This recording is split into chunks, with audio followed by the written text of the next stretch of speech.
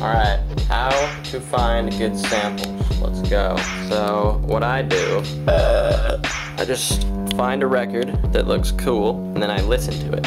And then, if the record has a cool sample on it, I use it. That's the simple part. Sometimes you don't find a sample for a long time. That kind of sucks sometimes. Sometimes it'll take me like an hour to find a sample, or maybe even longer.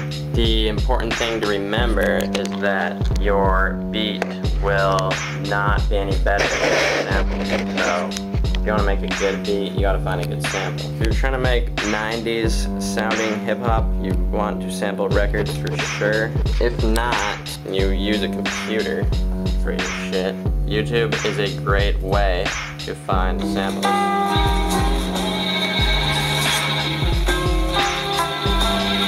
First video I found, that's already not a bad sample. To find these channels that post all these samples, here's one of them, The Rare Groove Man. There's also a bunch like Andre Navarro. Yeah, once you start looking for samples on here, your recommendations will just pop up with random other channels that post shit, and you'll just get recommendations all the time. Then you can just go down a rabbit hole and keep going until you find some shit, but that's not always the coolest thing to do. Like say, if you have a specific thing in mind, if I want a Rhodes sample, I can type in Rhodes sample, then Fender Rhodes sample. There's like a bunch of playlists that are just hundreds of songs of Rhodes samples. And then, once you find a sample, let's say this is... Hot damn! Okay, so that's a fire sample actually. So what you would do, go to a website like this, YouTube to Wave converter. This is a good one, audio extractor. Yeah, so you got a banger on a sample. Then next you're like, shit, I don't know what else I should add, but it needs something else. So then you're like, horn samples. And then you find a playlist with horns. Like those are some good horns you can chop up, throw on top of this. Probably be a fire beat. And yeah, that's how that could work. Now, here is another, I'm gonna let you guys in on a little secret.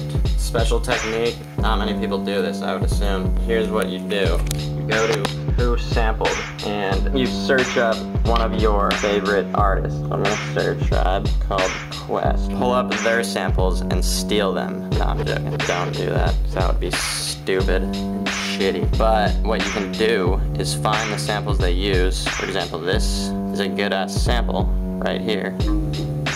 Ronnie Foster. So then you go to Ronnie Foster, go to whatever streaming service, look up Ronnie Foster and check out his music. Check out his, like, play this whole album, try and see if there's any samples on there. Basically, you start with something you like, and then you just keep finding things that are related. So, like say you find out that Ronnie Foster is insane, and you love his music, then you could look up artists related to Ronnie Foster, and then you find even more samples.